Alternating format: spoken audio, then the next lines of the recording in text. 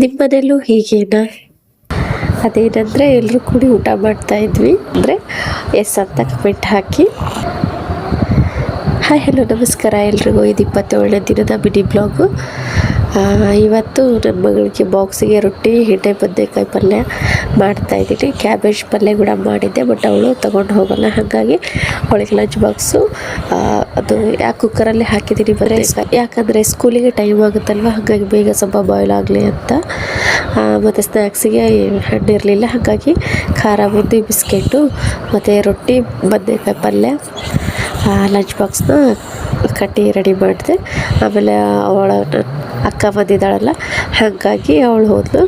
ಇಶುಗೆ ಅವ್ರ ಅಜ್ಜಿ ಕೂಡ ಬೇಕು, ಅಜ್ಜಿನೂ ಬನ್ನಿ ಕಳ್ಸೋಕ್ಕೆ ಅಂತ ಕೇಳಿದ್ಲು. ಹಾಗಾಗಿ ಅವ್ರ ಅಜ್ಜಿ ಮತ್ತು ಅವ್ರ ತಂಗಿ ಅಷ್ಟು ನಮ್ಮ ಫ್ಯಾಮಿಲಿನ ಎಲ್ಲರೂ ಸ್ಕೂಲಿಗೆ ಬಿಡೋಕ್ಕೆ ಹೋಗ್ತಾ ಇದ್ದಾರೆ. ನನ್ನ ಮಗಳು ಖಾರ ಇದ್ರೂ ಗೋಬಿ ಹೇಗೆ ತಿಂತಿದ್ದೆ. ಸಾಯಂಕಾಲದ ಮಿನಿ ಬ್ಲಾಗು.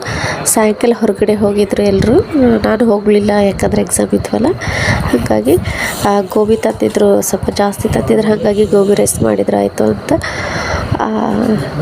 ಗೋಬಿ ರೈಸ್ ಮಾಡಿದೆ. ಗೋಬಿ ತಂದಿದ್ರಲ್ಲ, ರೈಸ್ಗೆ ಕಲಿಸ್ಬಿಟ್ಟೆ. ಗೋಬಿ ಒಂದು ಸ್ವಲ್ಪ ಗ್ರೇವಿ ಥರ ಮಾಡಿಕೊಂಡು ಎಲ್ಲರೂ ಕುತ್ಕೊಂಡು ಊಟ ಮಾಡ್ತಾಯಿದ್ದೀವಿ. ತುಂಬ ಖುಷಿ ಅಂತ ಅನಿಸುತ್ತೆ. ದಯವಿಟ್ಟು ನನ್ನ ವಿಡಿಯೋನ ನೋಡಿ ಸಪೋರ್ಟ್ ಮಾಡಿ, ಶೇರು ಲೈಕ್ ಮಾಡಿ. Thank you for watching.